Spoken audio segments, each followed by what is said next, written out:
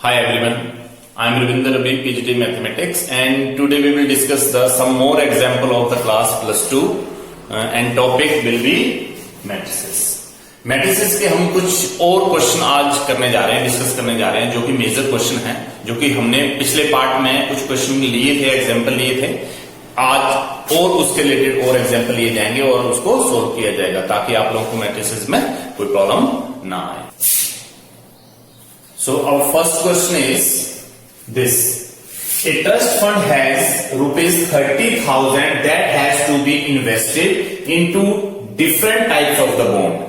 इसका मतलब ये है कि एक ट्रस्ट है जिसके पास 30,000 रुपया है, वो इस 30,000 रुपए को डिफरेंट टाइप्स ऑफ बॉन्ड में इन्वेस्ट करना चाहता है, so as to the provide books to end the offense.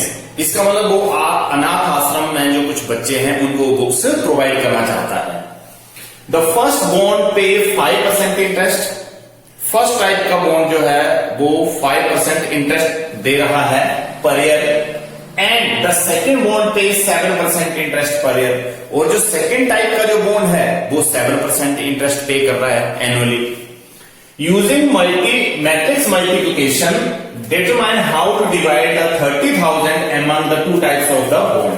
इसका मतलब ये कि मैट्रिक्स मल्टीप्लिकेशन से हमने इसको सोल्व करना है और ये पता लगाना है कि 30,000 के किस तरीके से हम दो पार्ट में इसको डिवाइड करें ताकि हमारे पास the fund must obtain an annual interest of ₹2,000, ताकि एनुअल इंटरेस्ट जो है वो 2,000 रुपए हमारे पास आ सके.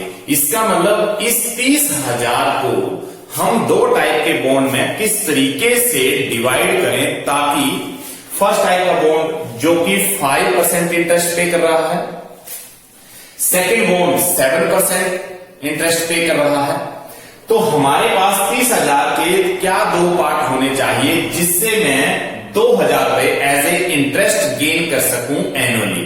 तो इसको हम मैट्रिक्स मल्टीप्लिकेशन के अकॉर्डिंगली करेंगे. तो first of all total amount जो हमारे पास है वो 30,000 है, तो हम लिखेंगे solution let money invested in first type of bond. First type of bond में मैंने जितना पैसा इन्वेस्ट कर दिया वो है X रुपीस. कितना है ये? X rupees. Money invested in second type of bond is equal to ₹30,000 minus X.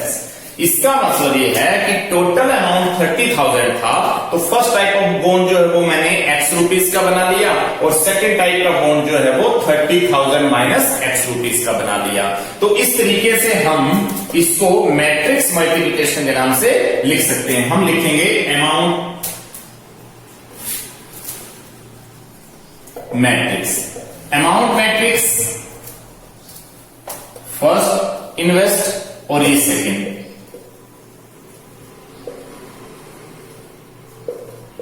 इसका मतलब मैंने अमाउंट मैट्रिक्स जो है उसको रो मैट्रिक्स बना दिया.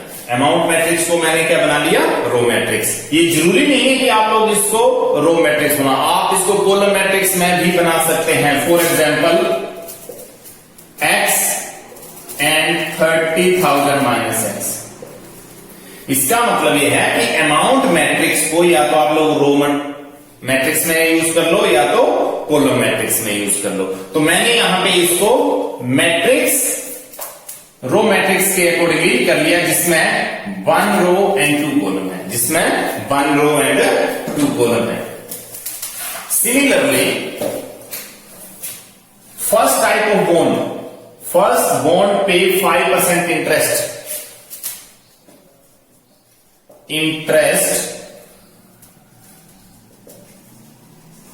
pay in first type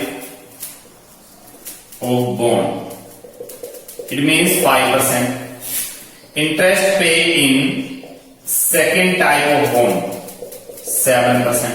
इसका मतलब फर्स्ट टाइप का जो बॉन्ड है वो 5% इंटरेस्ट पे कर रहा है और सेकेंड टाइप का जो बॉन्ड है वो 7% इंटरेस्ट पे कर रहा है। तो इसका मतलब हमारे पास जो वैल्यू आ गई है वो 5% और 7% आ चुके हैं। तो इसको भी मैं या तो कॉलम मैट्रिक्स में चेंज कर सकता हूं या तो इसको मैं रो मैट्रिक्स में चेंज कर सकता हूं। तो मुझे मैट्रिक्स मल्टीप्लिकेशन के लिए एक चीज का ख्याल रखना है कि मैंने अगर फर्स्ट मैट्रिक्स को रो मैट्रिक्स में कन्वर्ट किया है तो मैं सेकंड मैट्रिक्स को कॉलम मैट्रिक्स की तरह मैं अप्लाई करूंगा। तो इसका मतलब ये है कि ये जो इंटरेस्ट पे वाली मैट्रिक्स है इसको मैं ऐसे बना सकता हूं, इंटरेस्ट मैट्रिक्स। इंटरेस्ट मैट्रिक्स का मतलब यह है कि 5% एंड 7%। इसका मतलब इसका जो ऑर्डर हमने लिखा है, इसका ऑर्डर मैंने लिख लिया 2 क्रॉस 1। अब हमने ये ध्यान रखना है कि अगर मैंने फर्स्ट मैट्रिक्स को रो मैट्रिक्स बनाया है तो मैं सेकंड को कॉलम मैट्रिक्स बनाऊंगा ताकि इसके 2 कॉलम और इसकी 2 रो मल्टीप्लिकेशन की जो कंडीशन है वो हमने फॉलो करनी है यहां पर कि फर्स्ट मैट्रिक्स के कॉलम और सेकंड के रो। इसका मतलब इन दोनों का मल्टीप्लिकेशन एग्जिस्ट कर जाएगा। और अगर आप लोग इस पॉसिबिलिटी को ऐसे नहीं लेते हो तो आप लोग इसको कॉलम मैट्रिक्स बना सकते हैं और इसको रो मैट्रिक्स बना सकते हैं। इसका मतलब क्या था कि जब ये कॉलम मैट्रिक्स बनेगी और ये रो मैट्रिक्स बनेगी तब इसका मल्टीप्लिकेशन जो वो एग्जिस्ट करेगा। तो फॉर एग्जांपल के लिए अब हम मैट्रिक्स मल्टीप्लिकेशन करने वाले हैं। ये हमारे पास फर्स्ट मैट्रिक्स है और ये हमारे पास सेकंड मैट्रिक्स है। तो फर्स्ट मैट्रिक्स और सेकंड मैट्रिक्स को हम करने जा रहे हैं मल्टीप्लाई।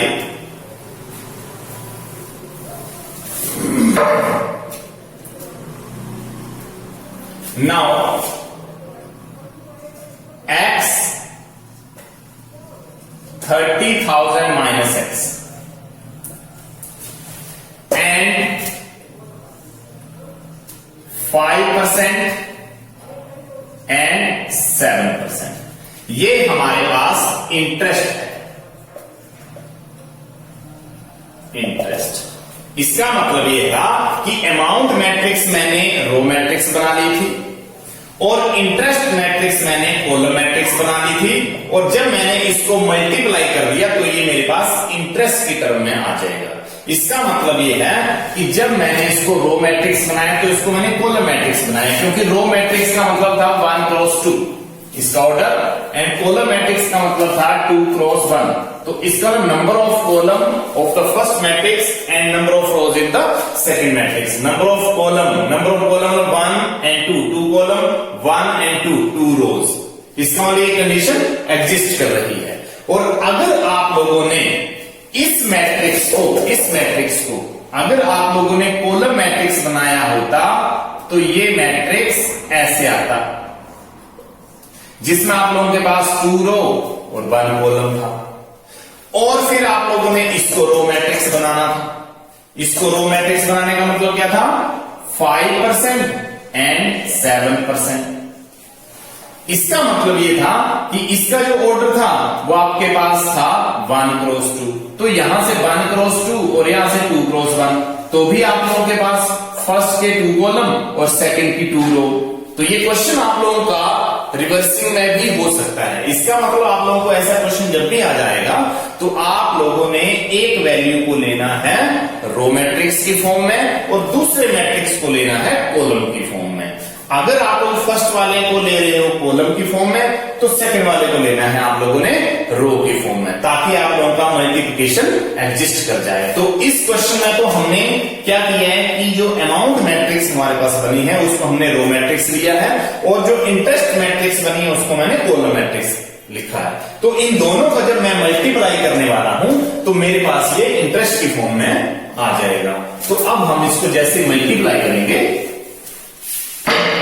मल्टीप्लाई करने का मतलब first row first column x into 5%, x into 5%। Plus 30,000 minus x multiply 7%। इसका मतलब फर्स्ट रो फर्स्ट कॉलम को मल्टीप्लाई कर दिया। इसका मतलब आ गया x मल्टीप्लाई 5/100, 5% मतलब 5/100 और प्लस 30,000 माइनस एक्स मल्टीप्लाई 7/100। और नाउ हम मल्टीप्लाई करने वाले हैं 2000 is equal to 5x/100 plus 7 into 3 21 1 2 3 4 1 2 3 4।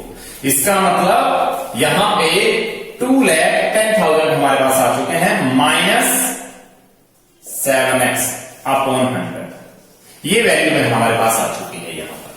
इसका मतलब ये है कि अब हम इन दोनों का एलसीएम लेंगे, तो हमारे पास रिजल्ट आ जाएगा 2000 is equal to 100 and 5x plus 210,000 minus 7x। और जैसे मैं एलसीएम लेने पर डिनोमिनेटर की वैल्यू जो वो 100 आ रही है, 100 को क्रॉस मल्टीप्लाई कर देंगे हम, इसको मल्टीप्लाई करने वाले हैं। तो ये रिजल्ट मेरे पास आ गया 2 लाख। इसका मतलब ये है कि 5x प्लस 2,10,000 माइनस 7x, इसको लो 5x minus 7x, 5x minus 7x minus 2x and plus 21,000।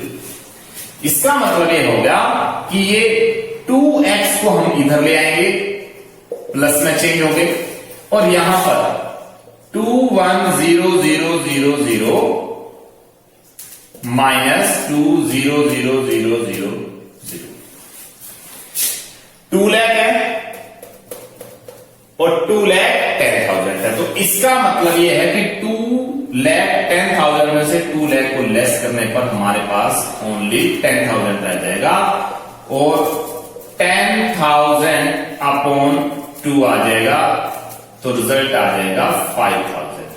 इसका मतलब ये है कि x की वैल्यू हमने क्या फाइंड आउट कर दी है 5,000। इसका मतलब फर्स्ट टाइप का जो बॉन्ड हमने जो x सपोज कर रखा था वो हमारे पास 5,000 आ चुका है। इसका मतलब जो फर्स्ट टाइप का बॉन्ड है उसमें हम ओनली 5,000 रुपए जो वो इन्वेस्ट करने वाले हैं। तो इस तरीके से हमारा जो रिजल्ट है वो ये बन गया है।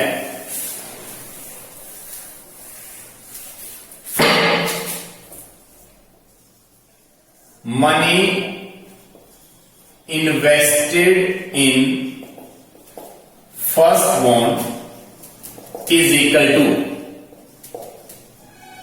5,000 rupees and money invested in second bond is equal to वो 30,000 माइनस 5,000 था। तो इसका मतलब यह है कि 30,000 माइनस 5,000 का मतलब 25,000। तो ये हमारे रिक्वायर्ड आंसर है। क्वेश्चन का मतलब ये था कि हमारे पास जो 30,000 रुपए था उसको हमने 2 पार्ट में ब्रेक कर दिया। मतलब फर्स्ट टाइप का बॉन्ड जो है उसमें हमने 5,000 रुपए डिपॉजिट करवा दिए और दूसरे बॉन्ड में 25,000 डिपॉजिट कर दिए, ताकि वो एनुअली जो पे करेंगे इंटरेस्ट वो कंबाइंड हमारे पास 2,000 रुपया आ जाएगा। तो इस टाइप के बहुत सारे क्वेश्चन आप लोगों को आपकी बुक में मिलेंगे जिसको आप लोग कर सकते हो। आप लोगों ने एक ही ख्याल रखना है, यहाँ पे एक ही ध्यान रखना है कि आप लोगों ने अगर एक मैट्रिक्स को रो बनाया है रो मैट्रिक्स और दूसरे को कॉलम मैट्रिक्स, ताकि हम मल्टीप्लिकेशन ऑफ मैट्रिक्स की कंडीशन को फुलफिल कर सकें और उनको मल्टीप्लाई कर सकें। So next example is this. Find x and y if x plus y is equal to this matrix and x minus y is equal to this matrix. तो इस टाइप का अगर आप लोगों को क्वेश्चन आता है तो आप लोग इन क्वेश्चंस को या तो सब्स्टिट्यूशन मेथड से कर सकते हैं या तो आप लोग इन क्वेश्चंस को एलिमिनेशन मेथड से कर सकते हैं, जो कि हमने 10th में किए हैं। सब्स्टिट्यूशन भी किया हमने और एलिमिनेशन भी किया। तो इन क्वेश्चन में x और y की वैल्यू जो वो एक मैट्रिक्स के टर्म में आएगी। तो इसका मतलब स्टार्ट करते हैं, given x plus y is equal to 7025. This is the first equation, and x minus y is equal to 3003. This is the second matrix. From 1 and 2, from 1 and 2 आप लोग लिख सकते हो या आप लोग एडिंग लिख सकते हो. मैं इसको एलिमिनेशन मेथड के साथ कर रहा हूं. एडिंग 1 एंड 2, दोनों ही इक्वेशन को मैं ऐड कर रहा हूं. x plus y is equal to 7025 और x minus y is equal to 3003. तो इस तरीके से जैसे मैंने एलिमिनेशन मेथड से किया तो y के कोएफिशिएंट इक्वल आ रहे हैं, प्लस y माइनस y आ रहा है, तो ये आपस में कैंसिल आउट हो जाएंगे. और x प्लस x क्या बन जाएगा 2x is equal to 7 plus 3. इसका मतलब कोरस्पोंडिंग एंट्रीज को हम ऐड करने वाले हैं. 7 प्लस 3 10, 0 प्लस 0 0, 2 प्लस 0 और 5 प्लस 3 8. और यहां x की वैल्यू 1/2 और यहां पे आप लोगों के पास वैल्यू है 10, 2, 0 और 8. ये जो 2x था यहां से 2 मैंने यहां ले गया, दूसरी साइड ले गया तो 1/2 की टर्म में आ गया, क्योंकि जैसे हम क्रॉस मल्टीप्लाई करेंगे तो 2x आ जाएगा. ये 1/2 से मैं थ्रू आउट सारे एलिमेंट्स को क्या करूंगा मल्टीप्लाई करूंगा. तो जैसे 10 मल्टीप्लाई 1/2, 0 मल्टीप्लाई और 2 मल्टीप्लाई 8 मल्टीप्लाई. इसका मतलब ये हो गया कि आप लोगों के पास x की जो वैल्यू आप लोगों के पास आ रही है वो आ रही है 10/2 मतलब 5, 2/2 मतलब 1, 0/2 मतलब 0, 8/2 मतलब 4. तो इस तरीके से मैंने x वैल्यू फाइंड आउट कर ली. मतलब x की जो एक पर्टिकुलर मैट्रिक्स थी वो हमारे पास आंसर आ चुका है. अब इस x वाली वैल्यू को आप लोगों ने या तो फर्स्ट इक्वेशन में पुट करना है या तो सेकंड इक्वेशन में पुट करना है. तो मैं यहां से फर्स्ट इक्वेशन में पुट कर रहा हूं. तो मैं लिखूंगा from equation first.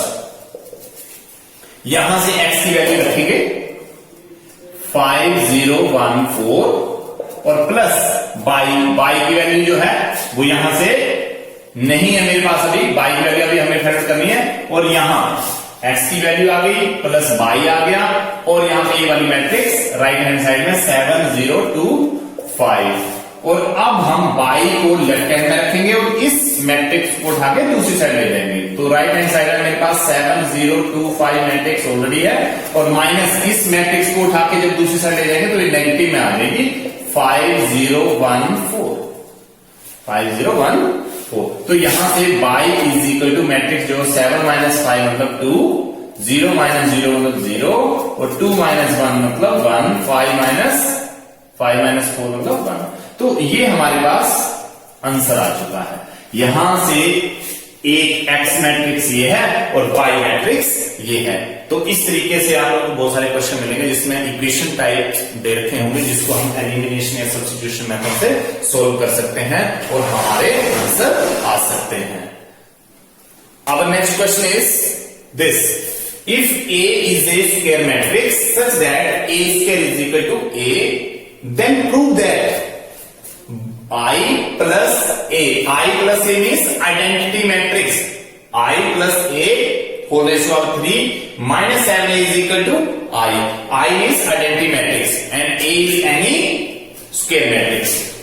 So given A square is equal to A, ये टर्म हमें गिवन है कि A को अगर 2 टाइम मल्टीप्लाई करते हैं तो वो A की इक्वली रहती है, कोई फर्क नहीं आ रहा है इसमें.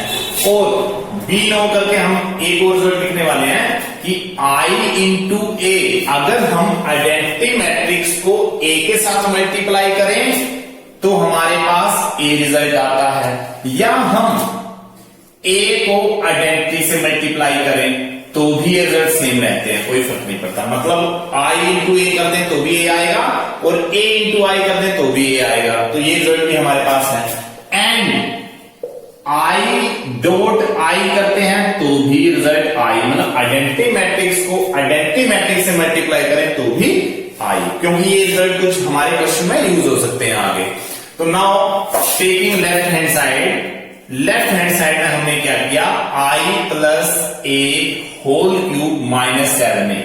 इसका मतलब ये हो गया कि I plus A whole cube, या तो आप लोग A plus B whole cube का रिजल्ट यहां पे अप्लाई कर सकते हैं. और अगर आप लोगों को रिजल्ट भी नहीं आता है तो आप लोग I plus A I plus A and I plus A को 3 टाइम मल्टीप्लाई कर लो। इसका मतलब जब इन तीन फैक्टर को मल्टीप्लाई करेंगे तो भी उसका मतलब यही है। इसका मतलब अब हम इन फर्स्ट टू को मल्टीप्लाई करने वाले हैं। आई इंटू आई इक्वल होता है प्लस आई इंटू ए, मतलब मैं पहले इसके साथ मल्टीप्लाई कर रहा हूं फिर इसके साथ आई इंटू आई इंटू ए प्लस ए इंटू ए आएगा और ए इंटू ए स्क्वायर। इसका मतलब इन दोनों ही ब्रैकेट को मैंने मल्टीप्लाई कर दिया जैसे हम फैक्टर के मल्टीप्लाई करते हैं। और आई प्लस ए माइनस 7 को अलग से रख दिया। यहां से देखिए I as it is A plus A 2a A square की वैल्यू मेरे पास गिवन है जो कि a के इक्वल है। इसका मतलब इस a स्क्वायर की जगह भी मैं a लिख सकता हूं। यहां से i plus a minus 7a। इसका मतलब ये हो गया कि i plus 2a plus a 3a बन चुका है और यहां पे i plus a minus 7a। अब अगेन मैं इन दो फैक्टर को मल्टीप्लाई करूंगा और इन दो फैक्टर को मल्टीप्लाई करने का मतलब क्या है कि i को i से करेंगे i को a से करेंगे a, 3a को i से करेंगे 3a को a से करेंगे। इसका मतलब इन दोनों ही फैक्टर को मल्टीप्लाई हो गया i into a 3a into i और 3a into a minus 7a is equal to i plus a plus 3a, ये बन गया 4a, a प्लस 3a ये बन गया 4a और प्लस 3a स्क्वायर को मैं अगेन लिख सकता हूं a। इस a स्क्वायर की जगह मैं a लिख सकता हूं। इसका मतलब मैं लिखूंगा 3a माइनस 7a। तो इससे नेक्स्ट स्टेप मैं यहां लिखने वाला हूं i, ये वाला i plus 4a plus 3a, 4a plus 3a मतलब 7a, 4a plus 3a 7a minus 7a is equal to i 7a minus 7a cancel out हो जाएंगे और i आ जाएगा। इसका मतलब is equal to right hand side, implies that left hand side is equal to right hand side. This is the required answer, hence true. Our next question is, if f of x is equal to this matrix, show that f of x into f of y is equal to f of x plus y. It means they have given f of x is equal to cos x sin x 0 minus sin x cos x 0 and 0 0 1। इसका मतलब ये हमें f of x matrix दे रखी है। तो यहां पे जैसे देखा जाए तो f of x into f of y matrix है। इसका मतलब ये कि f of x की तो वैल्यू मेरे पास है, मैं f of y पहले फाइंड आउट करूंगा। तो अगर मैं f of y find out करना चाहता हूं तो x को रिप्लेस कर रहा हूं यहां y के साथ। तो जैसे मैंने x को y के साथ रिप्लेस किया मेरे पास मैट्रिक्स आ गई cos y sin y 0 और यहां पे minus sin y cos y 0 and 0 0 1। ये मैंने cos y की मैट्रिक्स को बना दिया है। इसका मतलब f of x जो है वो मेरे पास गिवन है और f of y को मैंने अभी बनाया है।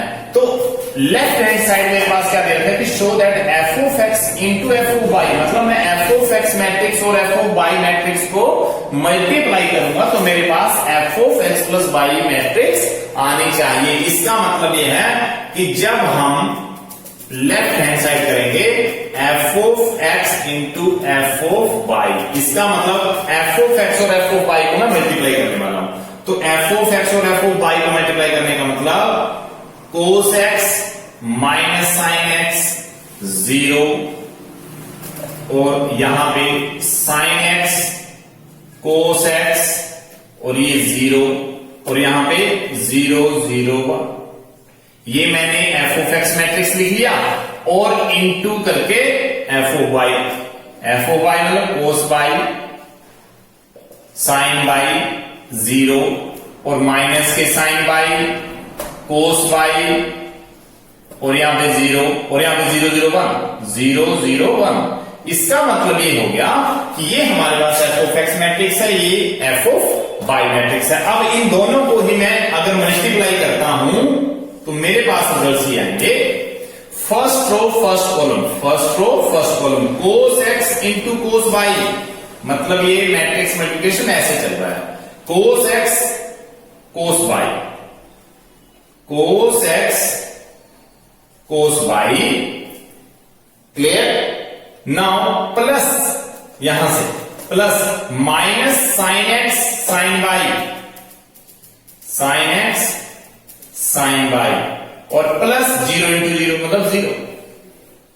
Now second entry cos x minus sine x, इसका मतलब minus cos x sine Y और माइनस साइन एक्स को कोस वाई के साथ, साइन एक्स कोस वाई और 0 को 0 से करेंगे तो प्लस का 0 आएगा। क्लियर? और नेक्स्ट इसी को इसके साथ कोस इंटू 0 0, साइन इंटू 0 0, 0 इंटू 1 0। तो ये बात मेरे पास फर्स्ट रो का फर्स्ट कॉलम आ गया, फर्स्ट रो सेकंड कॉलम आ गया, फर्स्ट रो थर्ड कॉलम आ गया। यहां देखो cos Y cos x cos Y sine x sine Y 0, cos x sine Y sine x cos Y और 0 और cos into 0 sine into 0 0 into 1 ये 0 आ चुका है। इसका मतलब मेरे पास फर्स्ट रो कंप्लीट हो चुका है। अब हमारे पास सेकंड साइन एक्स को कोस एक्स मतलब सेकंड रो फर्स्ट कॉलम आ रहा है, sine x cos Y, sine x cos Y plus cos x sine Y. Clear? 0 into 0 plus 0। मतलब मैंने सेकंड रो फर्स्ट कॉलम को कंप्लीट कर लिया। अब second row second column sine X को माइनस साइन वाई से मल्टीप्लाई करेंगे, minus sine x sine Y और plus cos x cos Y, cos x cos Y और 0 इंटू 0 ये 0 आ चुका। अब second row third column sine into 0 0, cos into 0 0, 0 into 1 0। Clear? Now next third row first column 0 into cos 0 into sine 1 into 0, तीनों 0 आ जाएंगे। 0 into मतलब third row second column 0 into minus sine 0, 0 into cos 0, 1 into 0 0। Next 0 into 0, 0 into 0, 1 into 1। इसका मतलब हमने multiply कर दिया दोनों मैट्रिक्स को, रिजल्ट हमारे पास है सामने। क्लियर? सो इसके लिए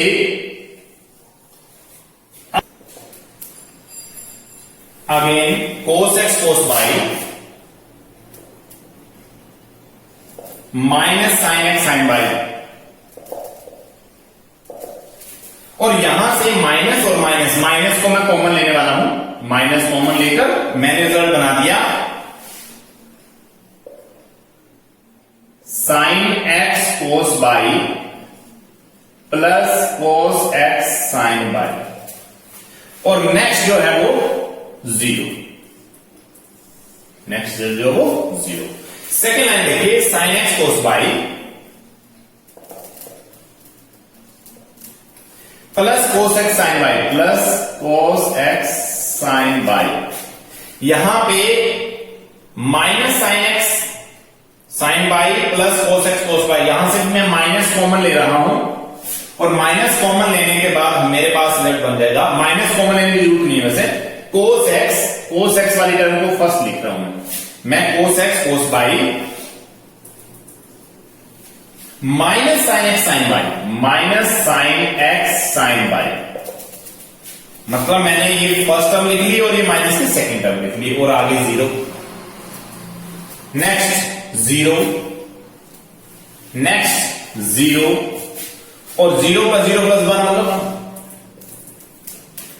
इसका मतलब मेरे पास रिजल्ट आ चुका है cos x cos by minus sine x sine Y, it can written as cos X plus Y, trigonometric results हैं ये, cos x cos by minus sine x sine Y, cos x cos Y का result. Similarly minus as it is और sine x cos y plus cos x sine y, इसको मैं लिख सकता हूं sine x plus y का result और आगे जीरो है, sine x cos y plus cos x sine y, इसको मैं लिख सकता हूं sine x plus y, cos x cos by minus sine x sine y, इसको मैं लिख सकता हूं कोस एक्स प्लस बाई, यहां पर जीरो जीरो जीरो और ये वन। तो इस तरीके से मैंने मल्टीप्लाई करने वाले 10, मैं जो दो मैट्रिक्स थी उन दोनों को मल्टीप्लाई करने के बाद ये रिजल्ट पे पहुंच गया हूं। तो यहां से देखिए आप लोग, जैसे आप लोग कंपैरिजन करोगे, जो हमें गिवन टर्म थी, गिवन टर्म में क्या था कि अगर एफ ऑफ एक्स यहां पे एक्स है तो सारे थीटास के साथ यहां पे देखिए रेशो जो कोस साइन साइन को सभी के साथ एक्स है, यहां पे देखिए सभी रेशो के साथ x plus y x plus y x plus y x plus y, now it can written as f of x plus y. मतलब क्या है कि अगर ये x प्लस वाई से रिप्लेस हो रहा है तो डेफिनेटली जहां जहां पे x थे वहां पे x प्लस वाई की टर्म में आ रहा है, तो इस टर्म को मैं फिर f of x plus y लिख सकता हूं जो कि राइट हैंड साइड के इक्वल है। इसका मतलब लेफ्ट हैंड साइड जो है वो राइट हैंड साइड के इक्वल आ चुका है। This is the required answer. तो ये कुछ मैट्रिक्स में पर्टिकुलर एग्जाम्पल थे जो कि हमने लास्ट वाले पार्ट में भी किए और ये भी हमने किए। तो इस तरीके से कुछ सिलेक्टेड क्वेश्चन थे जो एग्जामिनेशन पॉइंट ऑफ व्यू से आप लोगों को आ सकते हैं या आप लोग इसकी प्रैक्टिस कर सकते हैं बढ़िया से। Thank you.